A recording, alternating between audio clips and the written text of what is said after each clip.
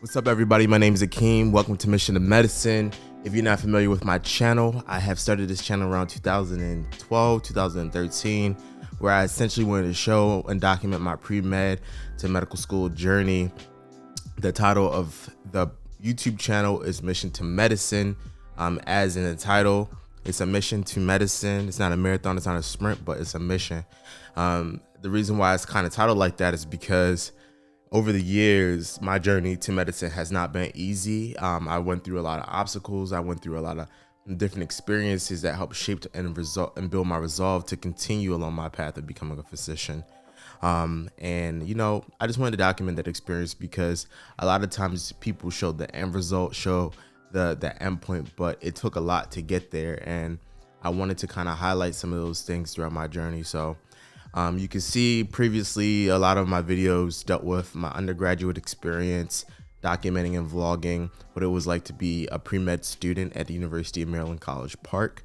That's where I attended undergrad.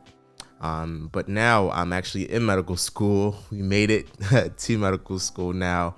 After several years after graduation, I took a gap year, worked as a research intern, did that for a year. I worked into the private sector, got life experience in that avenue. I also was an entertainment manager for a dance group and also ran my own business, which is a clothing brand. It's called Riches and Royalty. I'll drop the link below if you want to check that out. But I really had a lot of life experiences during my gap year, which kind of really allowed me to explore different opportunities outside of medicine. And for me, it really made me realize I still want to become a physician. I still want to become a doctor. Despite all the successes, despite all of the great opportunities that did come about during my gap years, I realized that I wanted to still become a doctor. And that says a lot.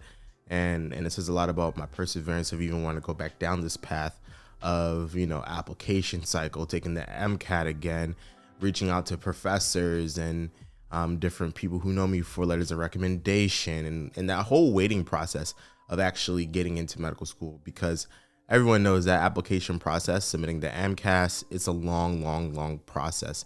And it's very daunting when you get rejection letters or when you don't hear back from the schools that you want to hear back from. You're contacting admissions and they don't really are receptive or responding back to your emails in a timely fashion. It's very discouraging throughout the process. But for anyone that is on this journey, anyone that really wants this, just continue fighting, continue pushing, and do what it takes, do what you have to do to get your foot in the door. Because that's all you need. You need this one opportunity. You need one chance to go and show yourself and prove yourself.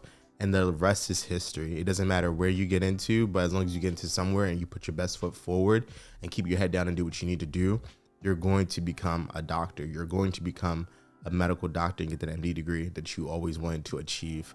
And that's essentially my journey, right? Like I took a gap years after 2019 when I graduated, and I really wanted to go to medical school, but it just didn't work out that cycle. And I started exploring other opportunities, and people started chiming in. Akeem, are you sure this is what you want to do?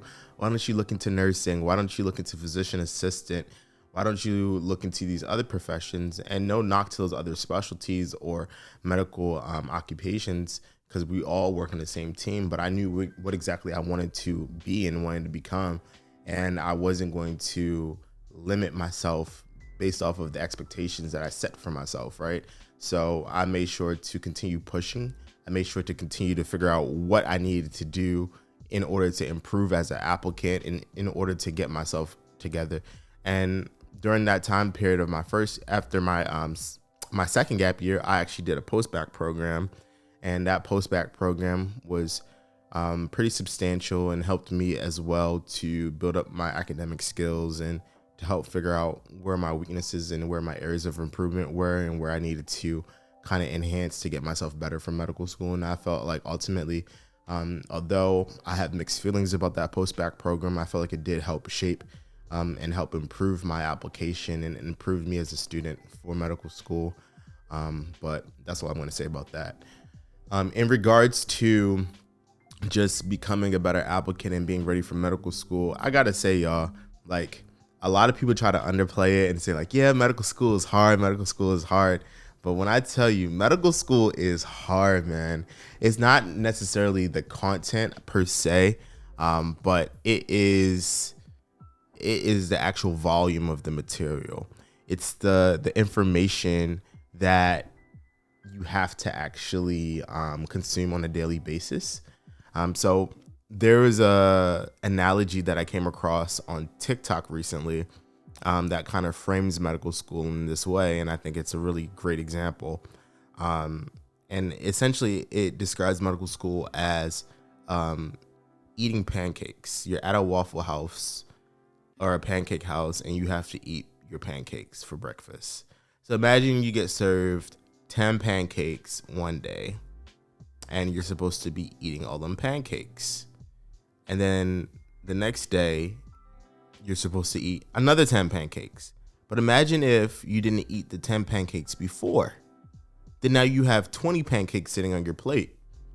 And that's just like how medical school is. It's like you might have 5 to 6 lectures in one day that are like 50 to 60 slides each, sometimes 100 slides. And you have to sit down and study that material that night of. And if you don't study that material the night of, then the next day you're getting served another 5 to 6 lectures. And now you have 10 to 12 lectures that you have to go through.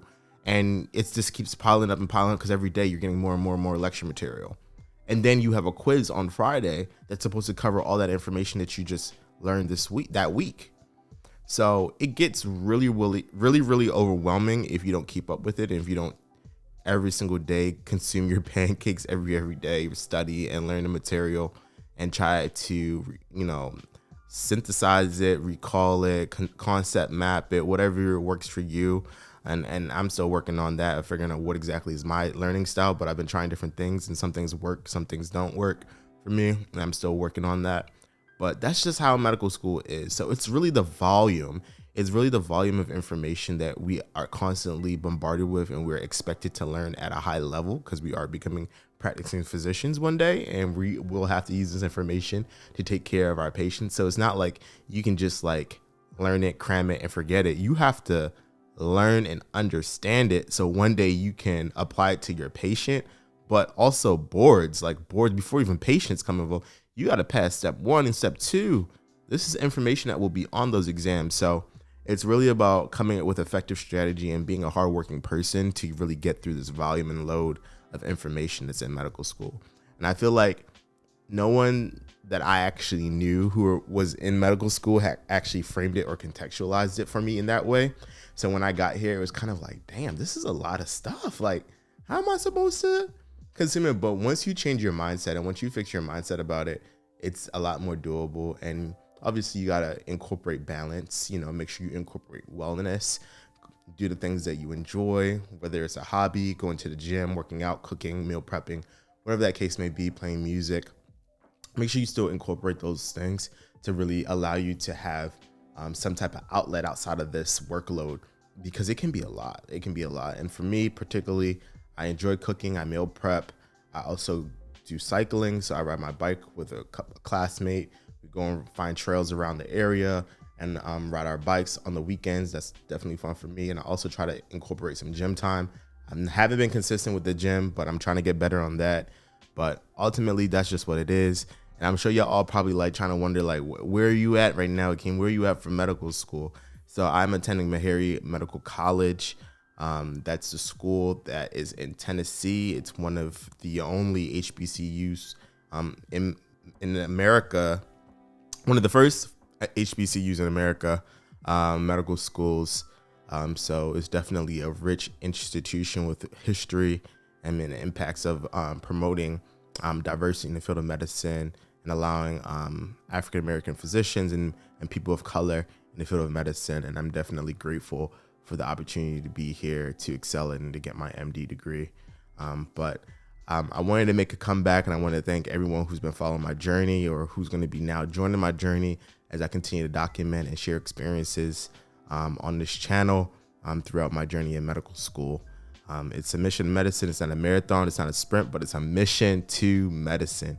Thank you all so much. Tap in, hit the subscribe button, hit the notification bell. I see you guys on the other side. Peace.